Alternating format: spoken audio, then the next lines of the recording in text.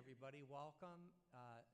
Tonight, we're going to have an amazing experience with some incredible journalists from all across the country and really all across the globe that Bob has brought in, and I think you'll all enjoy the panel.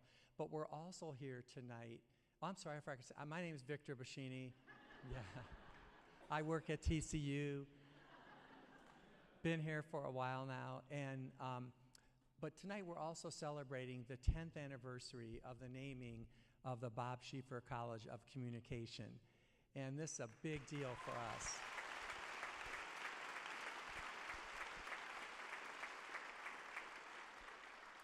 We are honored that Bob and Pat lent us their name for this college, and we just hope we can live up to their expectations.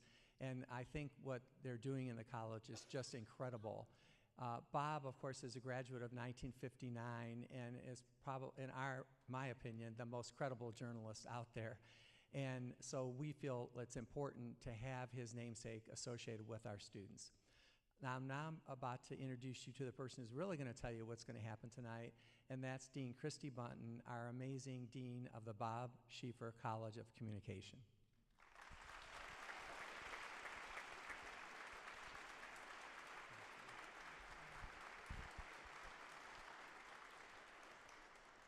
Good evening. It's my honor to welcome you here to this very special Schieffer Symposium on the News, which is time to celebrate our 10th anniversary as the TCU Bob Schieffer College of Communication.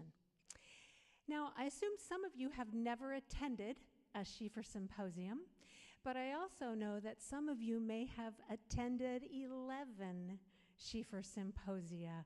So let's take a look back at the Schieffer Symposium on the News.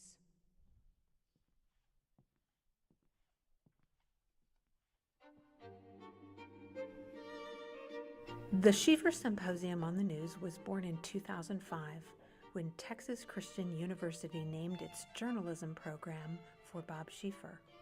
Naming events featured a panel moderated by Schieffer with national journalists, including Washington Post reporter Bob Woodward, PBS anchor Jim Lehrer, and NBC News anchor Tom Brokaw. The symposium returned for a second year in 2006. That year's theme was the changing communication landscape, but the change audience members were eager to hear about was the news that Bob Schieffer's 2 years in the CBS Evening News anchor chair were ending. Soon, the Schieffer Symposium had become a campus tradition hosted by TCU Chancellor Victor Bashini. The symposium filled Ed Landreth Auditorium to capacity each year and sometimes spilled into a satellite location. Audiences heard journalists discuss the growth of online news media, the importance of independent journalism for the future of democracy, and the intricacies of covering electoral politics, the White House, and the Congress. Over the years, Bob Schieffer invited journalism heavyweights to join him in Fort Worth. NBC Meet the Press moderator Tim Russert, New York Times columnists David Brooks and Maureen Dowd, PBS Washington Week anchor Gwen Ifill, Dateline NBC anchors Jane Pauley and Ann Curry, White House Network correspondents Nora O'Donnell, Jake Tapper, and Chuck Todd. Bob Schieffer made sure the 10th event in 2014 was special. He invited anchor Scott Pelley to broadcast the CBS Evening News live from the Mountie South newsroom before the symposium. The 11th and final symposium in 2015 ended on a surprising note, when Schieffer shocked both his panelists and his audience, revealing he would retire after 23 years of moderating Face the Nation on CBS. 58 years ago, when I was a student, it was the end of my sophomore year here at TCU, I got my first paid job in journalism, a full-time job. I was hired by a little radio station here in Fort Worth. And because that was where it all started for me, I wanted this to be the place and I wanted you all to be the first to know that this summer I'm going to retire. It's been a great adventure. You know, I'm one of the luckiest people in the world because as a little boy, as a young reporter, I always wanted to be a journalist. And I got to do that. And not many people get to do that. And I couldn't have asked for a better life or something that was more fun and more fulfilling. Every great series deserves a sequel. So tonight, Bob Schieffer and a panel of national journalists return to a TCU stage for one more Schieffer Symposium to celebrate the 10th anniversary of the naming of our Bob Schieffer College of Communication. Who knows what surprises await?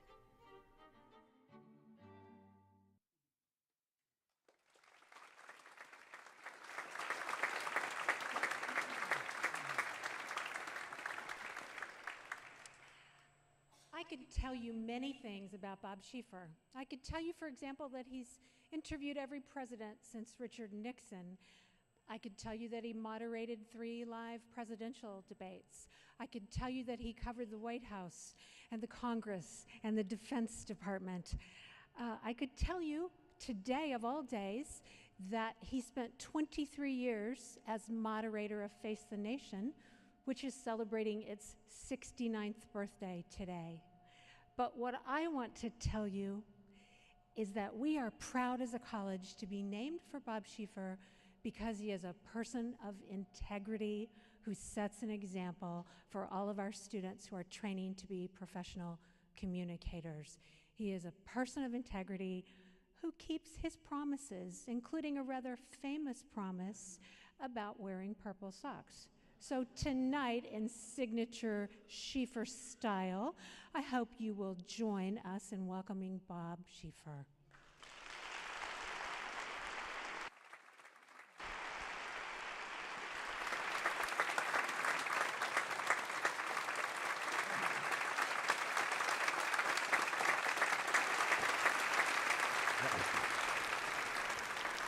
Oh.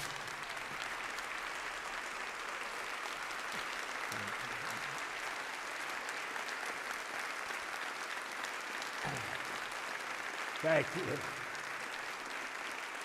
Thank you. And can I clear up just one thing, because I know it ran through all of your minds when I walked out here. 86.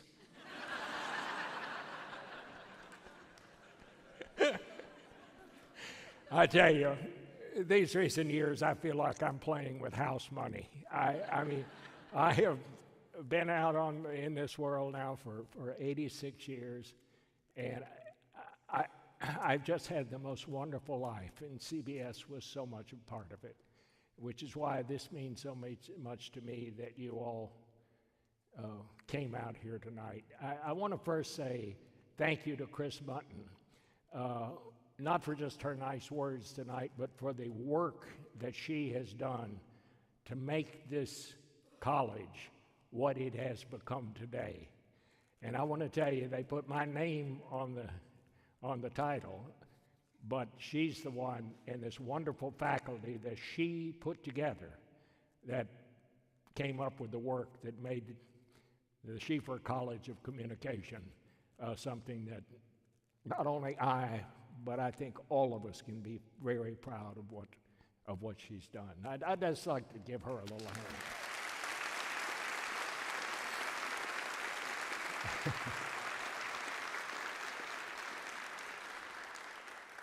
And I also want to say a word about Victor Buschini. Victor, thank you for TCU, because you are what made TCU what it is. You had that rare combination of vision and ability to lead in leadership. Not all leaders have both of those skills, but you did. You turned your vision into reality and has made TCU a name that people know across the United States of America, and I couldn't be prouder of that. So Victor, thank you so much.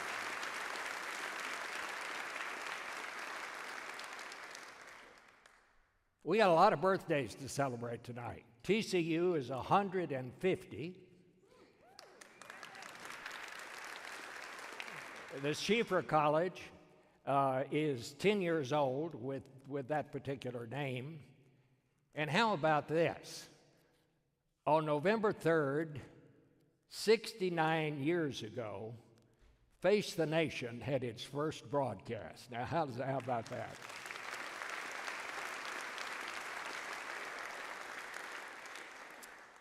I am the only person who will appear on stage tonight that is actually older than Face the Nation. So I think we get started, and I think the way we do that is to celebrate all those birthdays, is to put together a group of people who deal with the news every day, who write the stories that we read in the newspaper, who do the interviews that we see on television, and tonight we'll get to see them and talk to them just as we did in the previous symposiums. And at the end, I'm going to ask you all if you'd like to ask some questions, and I hope you do. So here's what I'm going to do. I'm going to ask all of them to come out and sit down, hold your applause till they all get on stage, and then I'll tell you a little more about them. Omar Villafranca, Jeff Pegues, Margaret Brennan, all of CBS News, Susan Glasser of the New Yorker magazine, and Peter Baker, the White House correspondent for the New York Times. So come on out, gang.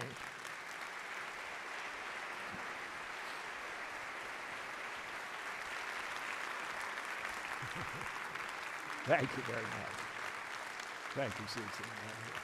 Margaret, thank you. Thank you, guys. So who are these people? Well, you know who they are. But I'm going to tell you something about them. Omar Villafranca, here's the deal at CBS. Here's the protocol. When something bad happens somewhere, they put Omar Villafranca on the plane and point it that way. And while everybody else is running away, he's running to the story, and he's done a wonderful job over the years. Whatever that trouble might be, a riot, a hurricane, immigration problems at the border, Omar is well qualified to handle it because, after all, he is a graduate of the TCU College of Communication.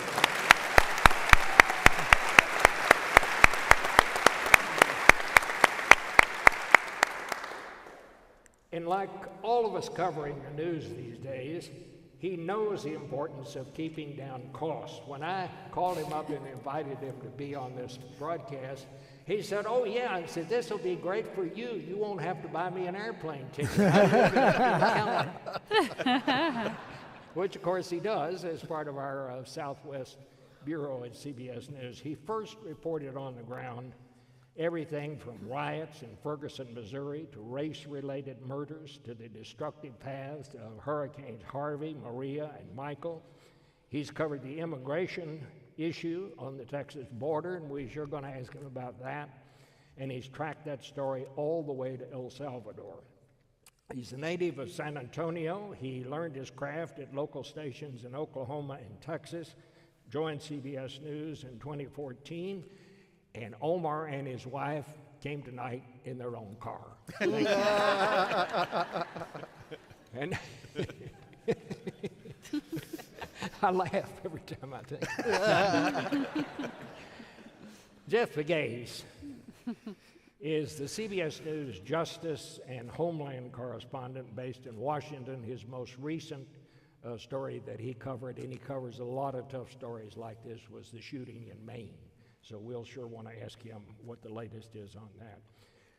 Unlike most CBS News crew, Jeff was getting his name in the paper long before he came to the network. His first claim to fame came during his years at Miami University in Ohio, where he was an all-state track star and wide receiver on the football team. At one point, and this is true, I looked it up, at one point he was known as the fastest man in Ohio. He may never have, perhaps he did lose a step or two on the gridiron, but I would say this, he's faster than ever on the news front, covering one of the toughest and most competitive beats in Washington. He's never been afraid to take on difficult and complicated subjects. His first book was the widely acclaimed Black and Blue: Inside the Divide Between the Police and Black America. And his second book is Compromat: How Russia Undermined American Democracy. Not exactly light reading. Margaret Brennan. Margaret is one of my all-time favorites. Of course, she is the moderator of Face the Nation and CBS News chief foreign affairs correspondent. She's a part of the other mafia at CBS, those who graduated from TCU and those who graduated from the University of Virginia. Wahoo wah. She graduated with highest distinction, by the way, with a major in Middle East Studies and a minor in Arabic. As a Fulbright scholar, she also studied Arabic at Yarmouk University in Irbid, Jordan. She began her career as a producer at CNBC's Wall Street Week with Louis Rukeyser. Remember that? Mm-hmm. She spent a decade covering the global financial markets, anchored and reported for Bloomberg Television, and over the years was also a correspondent at CNBC and contributed to various NBC broadcasts. Margaret became moderator of Face the Nation in 2018. And then we come to the folks on this side. Peter Baker of the New York Times, he's the White House correspondent for them, and Susan Glasser of the New Yorker magazine. Susan and Peter are two of my favorite people and two of Washington's most respected reporters. You know their bylines. What you may not know is that they are married. And sometimes someone who's been married for 57 years, that's me, after authoring 3 books together, they are still married. And if you want to ask them how they did that during the Q&A, go ahead, because I want to know too. Pat and I have had a very happy life, but we never tried to write a book together. I'll tell you that. As the books are very good ones, and I highly recommended it. The Divider, Trump in the White House, that was a New York Times bestseller, and the first definitive book on the Trump presidency. They also wrote the widely acclaimed The Man Who Ran Washington, the life and times of James A. Baker III, who, of course, was Ronald Reagan's chief of staff, which was also another bestseller. And early on, I mean, these two have been a team for a long time. Early on, when they were co-chiefs of the Washington Post Moscow Bureau, they also wrote a book about Vladimir Putin. Peter has covered 5 presidents for the Washington Post and later for the Times. Glasser writes the New Yorker's letter from Washington. Previously, she was the editor of Politico, and before that, editor of Foreign Policy magazine. They live in Washington with their son Theo, an undergraduate at Stanford, who has already won a prestigious Polk Award for investigative reporting as a student reporter on the Stanford School newspaper. Amazing. Mm-hmm. So there they are. That's who we're going to be talking to tonight.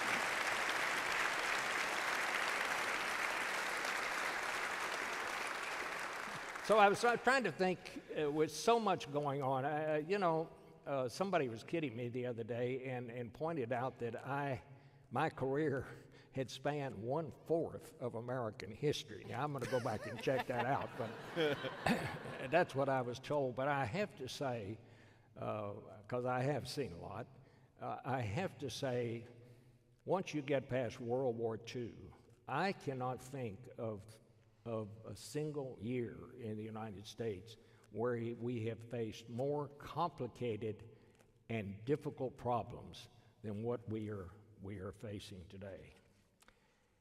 So I thought what we would do is I would just go around the horn here, and Omar, I'll start with you. I'd like to ask each of you, What do you consider the most serious challenge that America faces today? I think it's people's lack of trust or faith in institutions and processes that should be second nature, which are part of the republic, but those are being questioned, and I think that has repercussions on all of us, not just on how we do our job, but things that make the news. I mean, we're all looking forward to 2024, and if people don't trust the election process or the Justice Department, or any simple thing, they don't trust the police, they don't trust any organization that you should hope to trust, that's going to be a problem, and we saw it. We were all paying attention on January 6th, and I think it can lead to things like that that really shake the nation to the core. Jeff? Yeah, I think it's gun violence, whether it's mass shootings or violence on a street corner. And here's why I feel that way. I think everybody in this room could be impacted by that. Of course, that's something you don't want to think about, but it is happening so often in this country. And in some cases, like Maine, in large numbers, that it makes everybody feel unsafe. And that's why I think it's a huge issue. You have politicians who talk about doing something, and they don't change anything. And so it is this problem that this country currently is saddled with, and it really affects everybody who lives in a big city or small town. Margaret? I'll build on what Omar said there because I agree. There's a massive trust problem in this country, and people don't trust us, what we do up here as that institution of the Fourth Estate. And the reason that worries me is because to be a well-functioning democracy, you need an informed electorate. And if people can't trust the information they're receiving or don't trust it or don't seek out credible information, and I think more and more the onus is on the consumer these days since there's so many places you can turn, for you all to choose credible sourcing, I think it's an incredibly dangerous moment. We saw that in the pandemic when people paid with their lives for not having verifiable, accurate information at their fingertips, and you can apply that to other crises that we're facing now. The lack of trust in institutions and the sources of that, like journalism, is really concerning to me. Well, you know, it's been a parade of horribles so far already. And I would like to sort of subscribe to all of the above, right? That's the problem with coming not first. But look, you know, Peter and I are just back from a week in Europe, in Germany, and I will say that America's crisis is also, and this can be overlooked, I think, at this inward-looking moment, America's crisis is also a global crisis. In many ways, you know, if you want to look, where is the biggest geopolitical hotspot? Where is the place of insecurity in the world?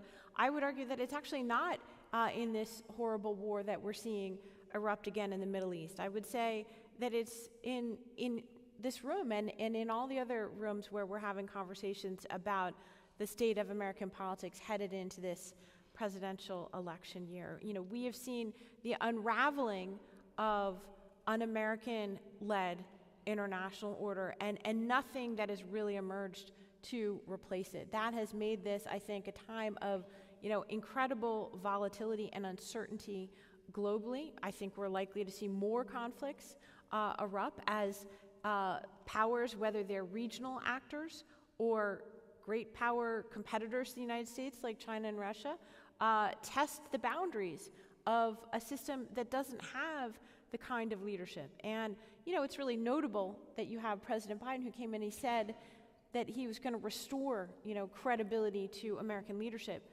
But you can't, no matter how smart you are or how much you have the right experience or even have the right idea on any particular policy issue, you cannot look people in the eye in Berlin or in Kiev and say, we're committed to you as long as it takes, when the reality is in 9 months or 2 weeks, as the case may be, we're going to pull the plug on that commitment.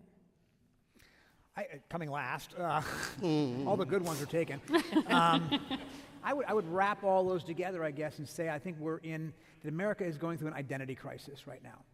That's the way I would look at it. Why is it that we don't trust our institutions? Why is it that we have different fact sets when we discuss our issues? Why can't we come together to solve issues like gun violence? Why can't we, have a consistent global leadership? What is our place in the world today? And we are torn apart about this as a country, our polarization, our sense of what a democracy is all about. What does a democracy mean in 2023 today in America? And what are the rules of the road? How do we go forward? And how do we make it work? And I think people are doubting that right now because of all the things we've talked about. And I think that there's a real crisis in a way of faith in what America stands for and how it will work going in the future.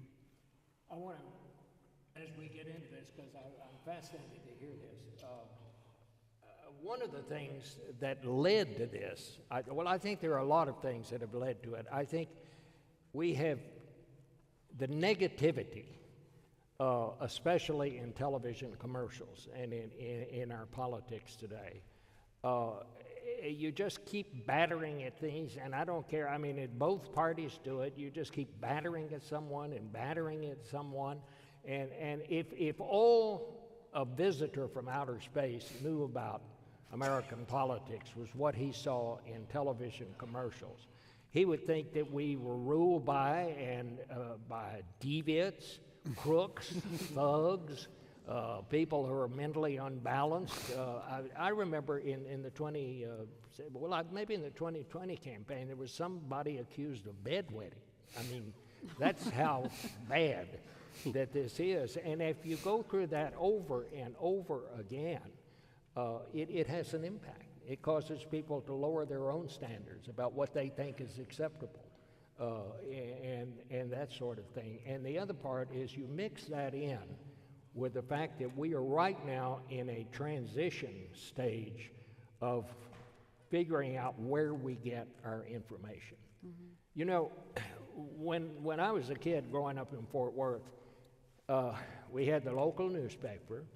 Most cities of any size in those days each had probably 3 television stations.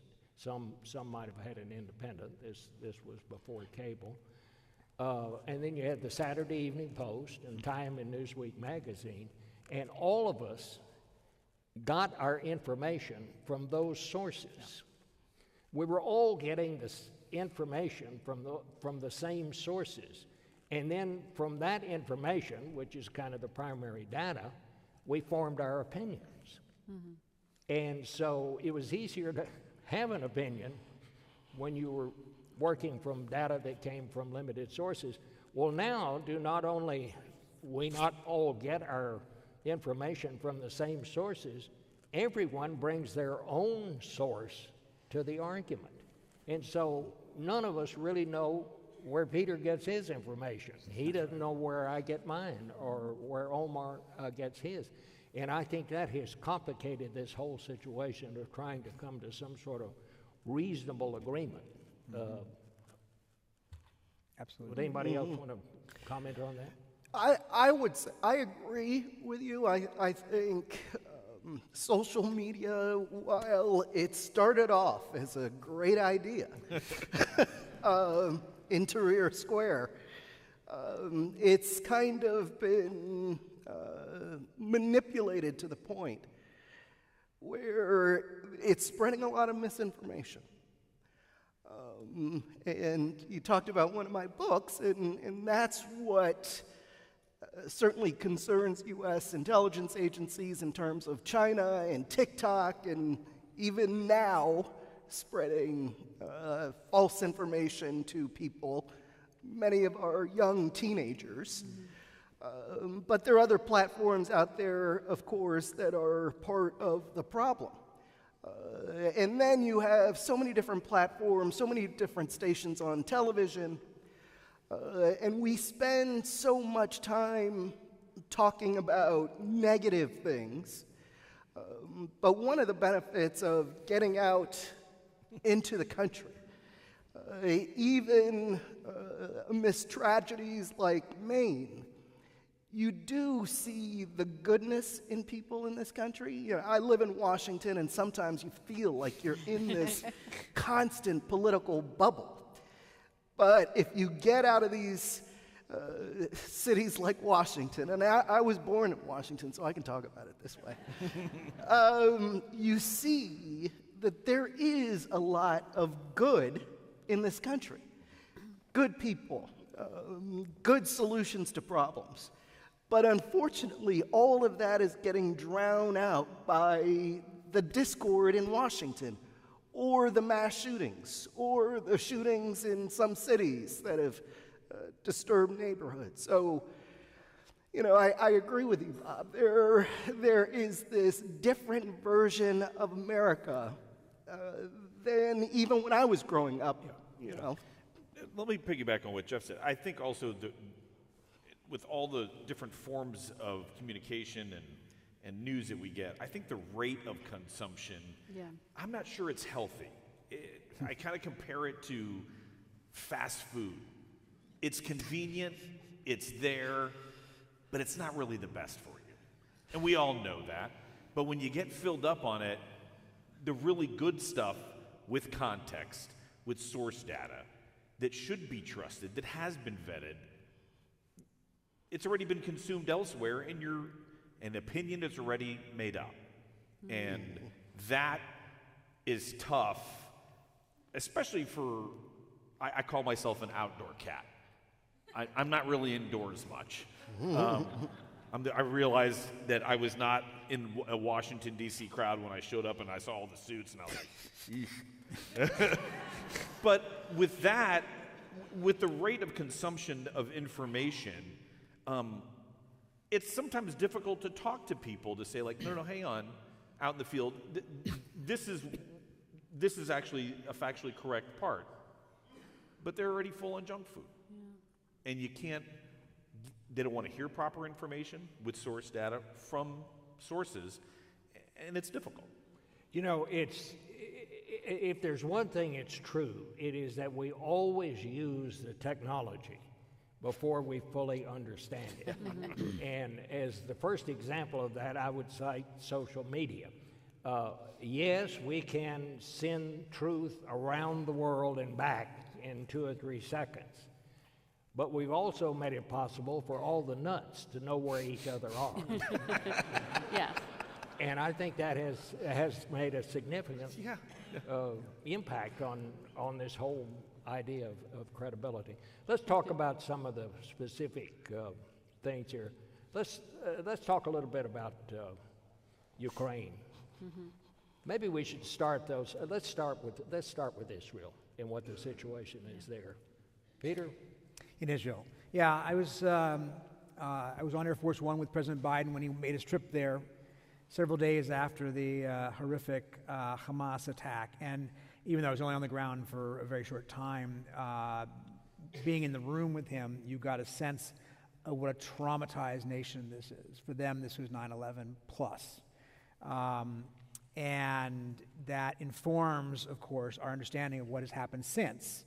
And we are seeing, of course, this play out here in our country in a way that has been probably discouraging, I think, for a lot of people, because we are, rather than coming together and talking about our shared values for what we would hope to see in the Middle East, we are at each other's throats about whose suffering is worse than whose, and who's truly sensitive to the other, and is this, and it's been hard to watch. So President Biden has been very strong in his support for Israel and his right to defend itself, but obviously in the last number of days has tried to apply some restraint to the Israelis to say, in the process of defending yourself, you need to be careful that you have lost your way, that you go too far, right? He said, it was really interesting, he said in Israel, he says, we felt that all-consuming rage that you feel now after 9/11, we felt that.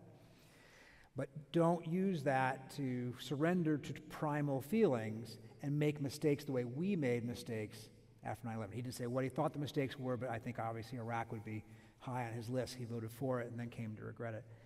And so we're in this moment now where their war is also a war in some ways here at home. And it's in some ways become violent. We've seen that small child killed in Chicago, the older man killed the other day. Who knows how it can erupt? I mean, Jeff's talking about violence. There's all kinds of violence, and that's a new one people are worried about. So I think it's a big issue. We talk about big issues, obviously. That's a big issue today. I hope we find a way out of it, but I'm not sure how it would. Susan, what do you think? Do you think we're about to get into a wider war? Well, so first of all, there is the not inconsiderable risk on the ground in the Middle East, and I think I've been struck by how seriously the U.S. has taken that, sending not one but two battle carrier groups to the region, sending every kind of message. You've had the Secretary of State, Tony Blinken, has basically been on the plane the entire time, and what is he doing? He's going from capital to capital in the Middle East and sending the message to any Iranian proxy possible.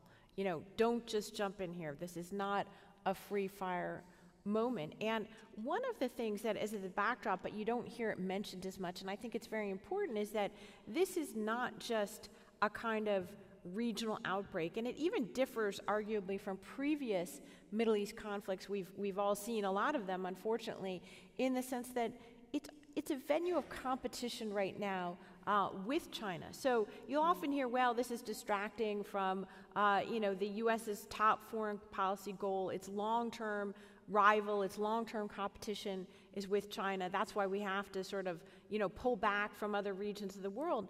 The truth of the matter is, what I think the savvy Middle Easterns will tell you is that this is the venue of competition with China, among other things. And so I think that's part of why you're seeing the intensive focus on it. I think it's a very real risk, in part because Israel appears to have disregarded President Biden's advice to a large degree and has plunged into a full-scale war. As you know, they called up 360,000 reservists. I mean, this is the largest mobilization we've seen in decades, really, in the region. And they've gone into a full-scale war without identifying what they're going to do when it's over. There's not even the beginning, as far as I can tell, of a viable process that would lead toward anyone other than an Israeli military occupation, which the Israelis say they still don't intend to do. So what does that mean? You're going to eliminate Hamas. You're going to create a political vacuum there. The last word we had from the leader of the Palestinian Authority just 2 days ago, meeting with the U.S. Secretary of State, is, oh no, we don't, don't look at us. We're not gonna go back in there. So I think it's a very worrisome development. And you said, let's talk about Israel instead of Ukraine. These are connected. Yeah. Yes. These are connected.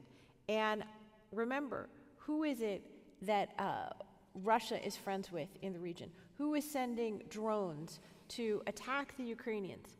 Well, Iran is. The leaders of Hamas sent a political delegation to Moscow just the other day. And so I feel like these are not, unfortunately, isolated things, but they're examples of a very worrisome, kind of new phase of global conflict. Margaret, this is kind of your wheelhouse. Yeah. For a long time. And I must say, Sunday on Face of the Nation, I thought you did just an absolutely superb job. You had Thank you. a representative speaking for the Palestinian side, and you had the Israeli ambassador there, and there was some pretty tough language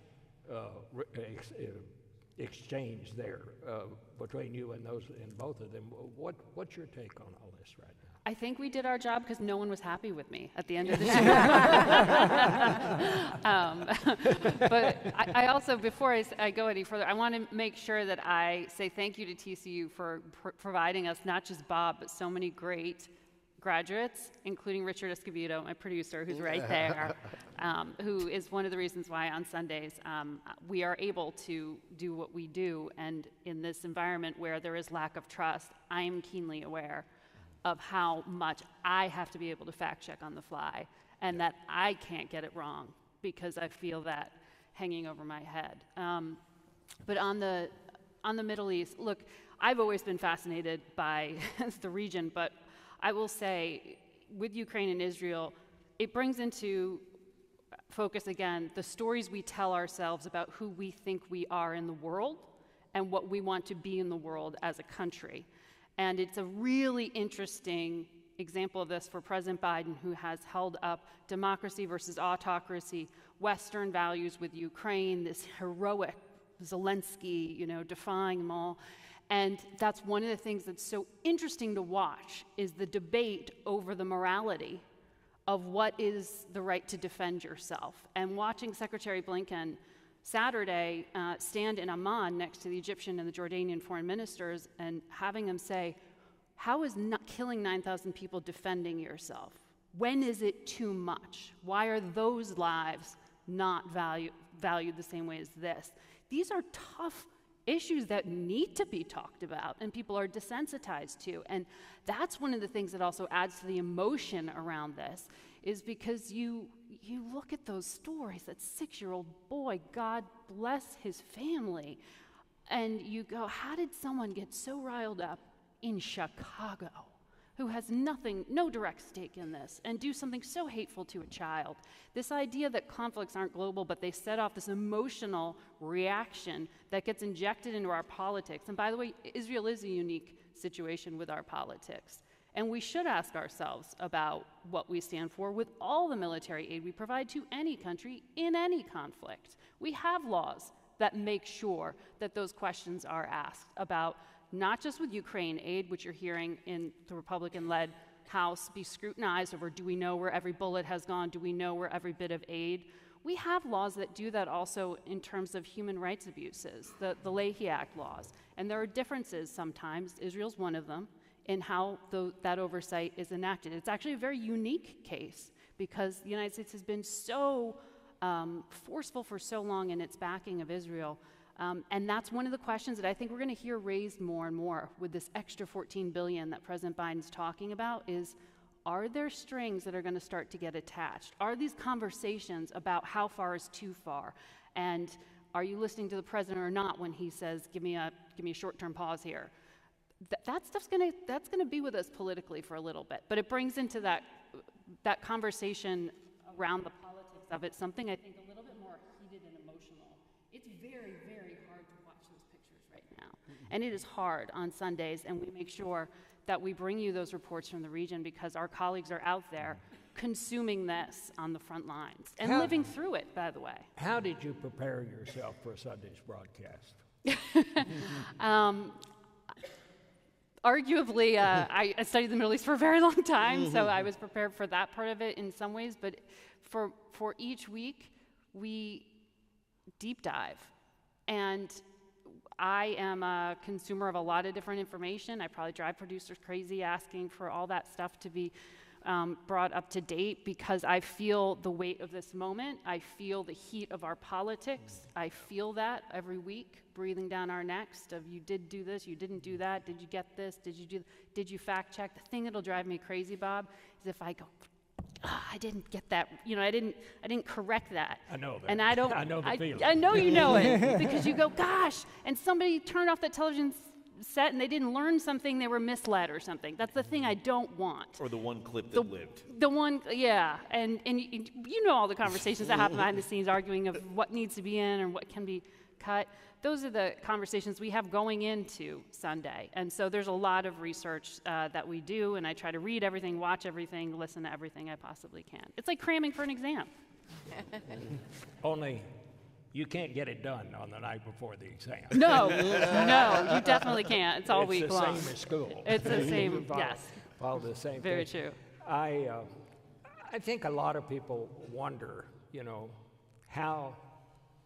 how you guys cover the news. That's the reason I ask you, and what goes into it. I'd like to also ask you, what attracted you to this profession? What made you decide? I mean, I don't know, because when I was a little boy, I wanted to be a reporter. That's all I ever wanted to be. And my decision was made early on. The only thing blocking me was my mother wanted me to be a doctor.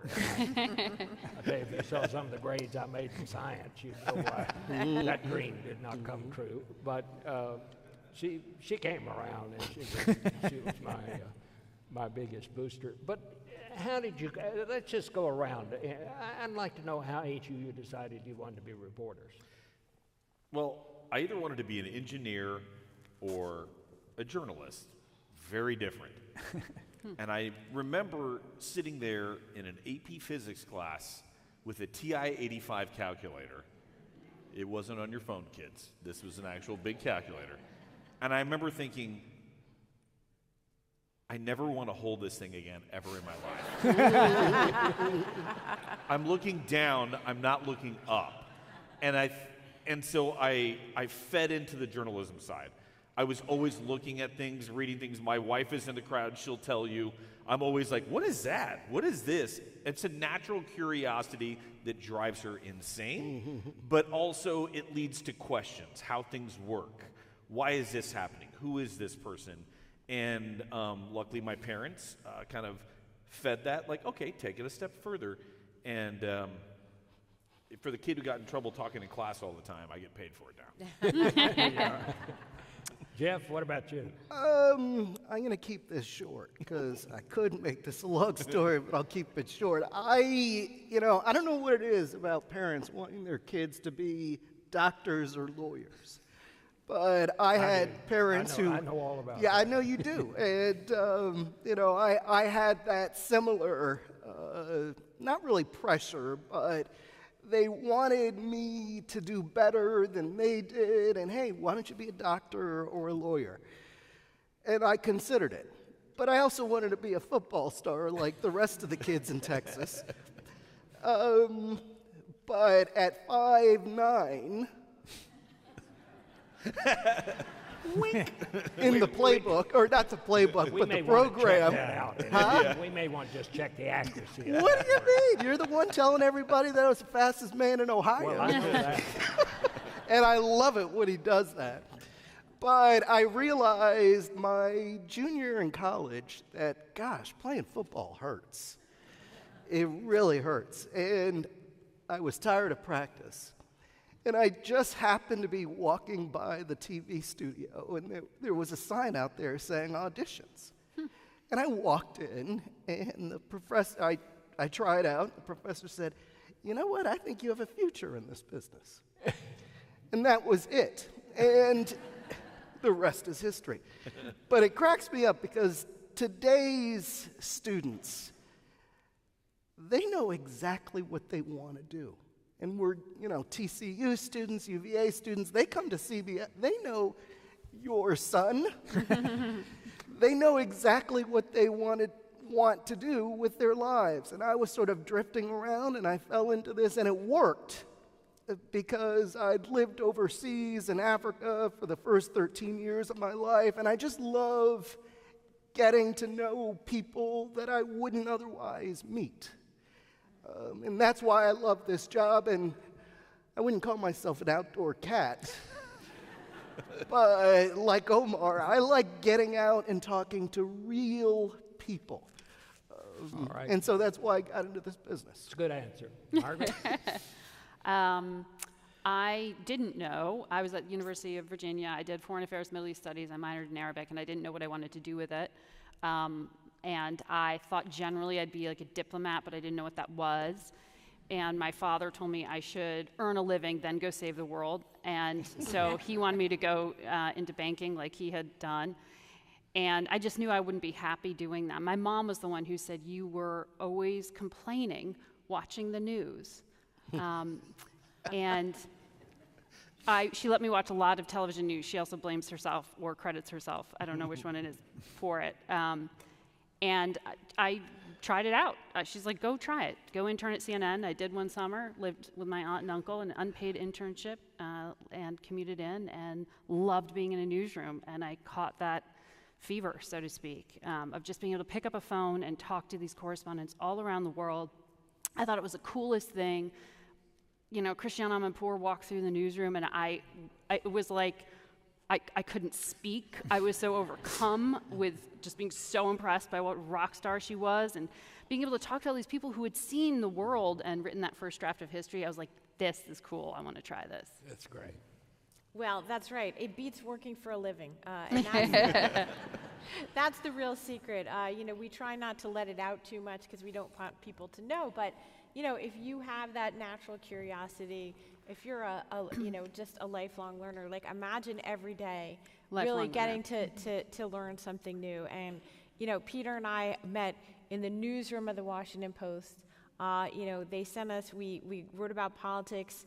Within a couple years, we ended up covering the war in Afghanistan, learning Russian, courtesy of the Washington Post, which paid for us to have language lessons for a whole year, actually, before we moved to Moscow. And then we continued them throughout the entire time that we lived there. We're still wonderful friends with our teacher to this day, who's a wonderful person. So, it's an amazing lifelong thing. So we do try not to let too many people in on that secret. But, I always, when I was a little kid, parents are a theme here.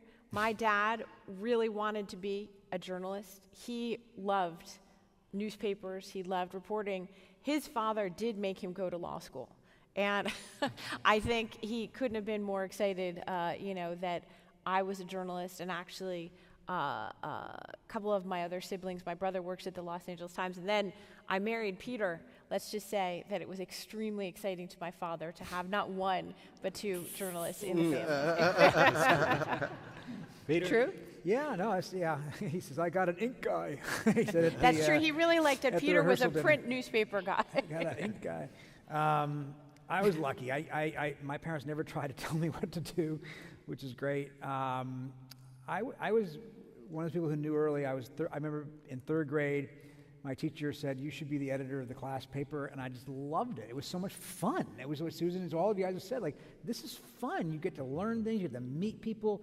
When we were in Russia, you got to meet cosmonauts and ballerinas and chess grandmasters and KGB spies, and that's just the one place we were, right? And to hear their stories and listen to them describe their part of the world and how things work, it's magic. It really is. And I hope the next generation gets to see it in the same way we did and doesn't let it get too carried away in the technology and the this and the that. It is all about like exploring the world and having somebody pay you to do it. I love to hear those stories. And I always ask people two stories. Why did you do what you wound up doing, and how did you happen to meet your wife? Those are she was two my editor. Questions that always produce a really good answer. It seems to me.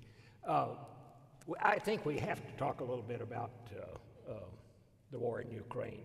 We're kind of running short on time, but what do you guys think about what's happening there? And it's almost, and you talk about the power of television now, you wake up in the morning and say, I wonder whatever happened to the Ukraine war. You never see anything. Well, the reason you don't see it is there's just not room for it. There's so much other news that's crowding it out right now. But Margaret, what's your sense?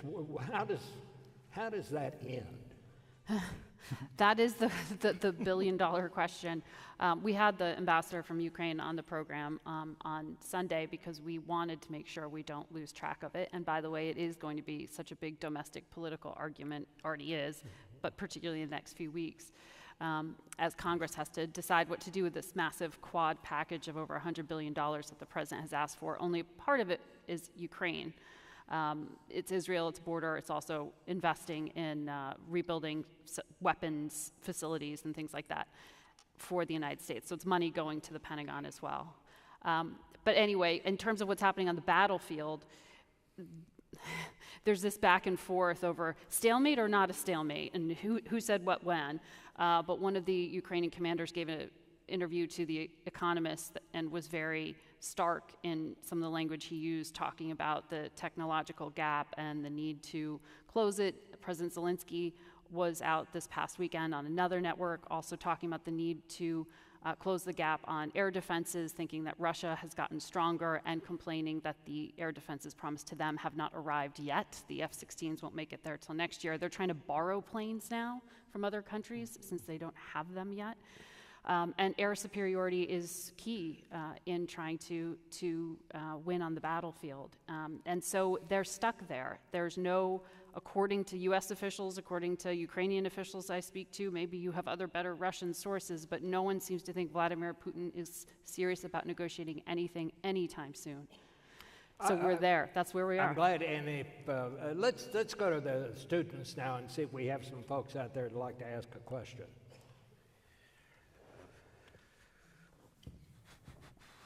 If you're going to ask it, you better ask it quick.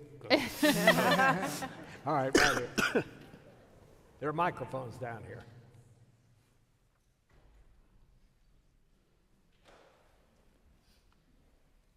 Hi, first of all, thank you for being here. The question I want to ask is, you guys are covering really deep topics, violence, war, really graphic, gruesome. How personally do you protect yourself or create those boundaries so that you're not bringing that into your home life and not always just loaded down with that mental weight? You know, that is an excellent question. And I'm going to take the liberty, as it's good to be the anchor man. I'm going to take the opportunity to answer it myself. As a lot of people here know, I've covered the assassination of President Kennedy, and it was very, very difficult. And it was, I wasn't particularly doing much on politics in those days. I was still the police reporter at the Fort Worth Star-Telegram, and I covered that story, and I almost went without sleep for about a week because it was just one story. This was the last of the great newspaper extras. Whenever we got a fact, we put it into the paper, and they stopped the presses and rolled them again. It was all very dramatic. But a couple of weeks after that, I was covering, I've probably covered more car wrecks than any human being on the face of the earth, but I was at this especially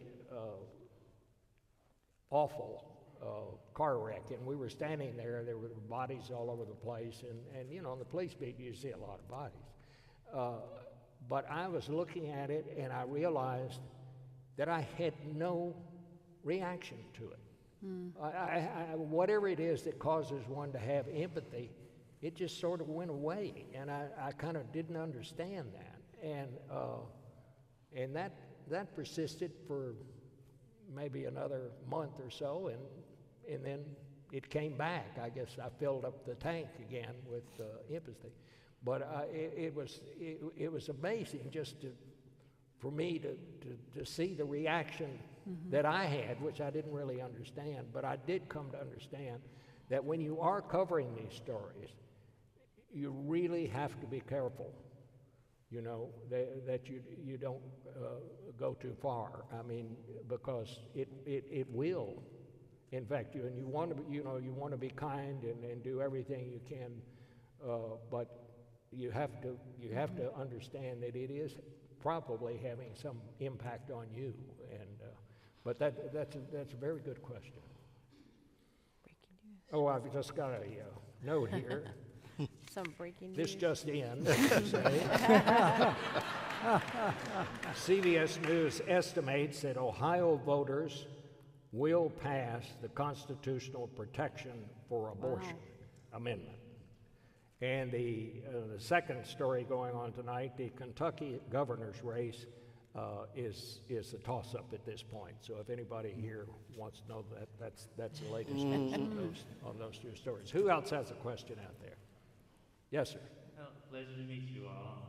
My question is, as an up-and-coming journalist myself, I want to know, do y'all have any advice on how to get information to the people without overloading their brains? Because I know there's so much information out here that hasn't been fact-checked, and a lot of people think that they are, journalists nowadays. But how do we get information, the right information to the people?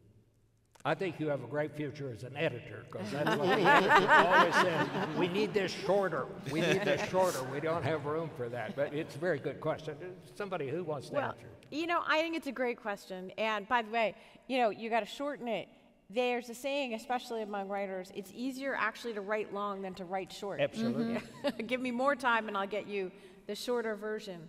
And I think that's a kind of a metaphor for the situation that we're living in right now, which is that we're being overwhelmed and our circuits are shutting down, they're warping, they're going in, all sorts of crazy directions because we're not wired to handle, our brains are not wired, I think, to handle the kind of inputs that they're getting right now. And it's leading to an enormous distortion in our individual lives as well as in our collective political life. There's just no question in my mind that the breakdown of our old information system and the inability to sort of come to a commonly accepted view of how we handle this information is bombarding us. And by the way, we haven't mentioned yet today, but I think we do have to talk about artificial intelligence as the sort of proverbial elephant in the room right now, because whatever we think we've been experiencing in terms of overload over the last, say, 15 years,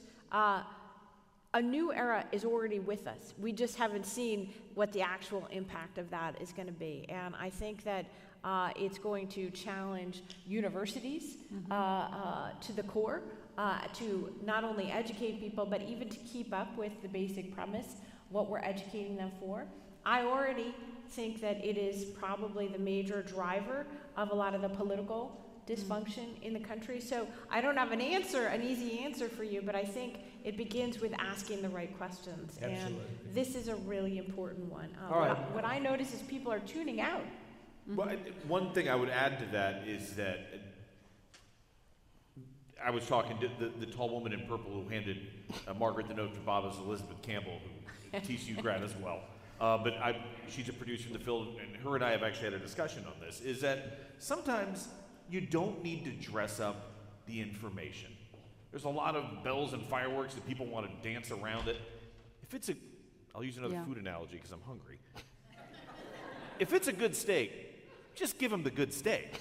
If you got good information, give them the good information. You don't need to put all this stuff around it, and eventually people will realize this person has good information. I'm going to go with them. Because I think people are getting smarter, consumers are, and realizing like, all right, I don't need to sit through all this fluff. And if you can keep that in mind, you're going to be tough to keep up with. Well, I think we have come to an end here, but I have one more thing that I want to do. There are so many of you out there in the audience tonight that we have been friends over the years, and I was going to make a list of people to introduce, and I thought, no, it's just they all know we're friends, but there's one person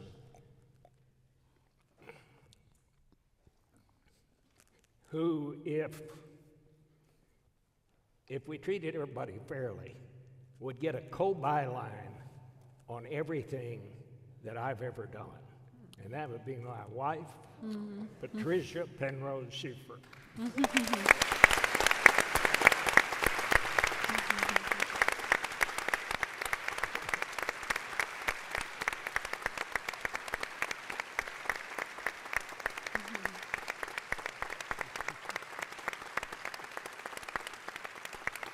And with that, my friends, I would just say this.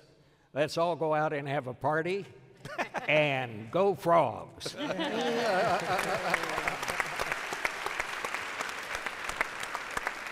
was great. That was just great. That was Good to see you.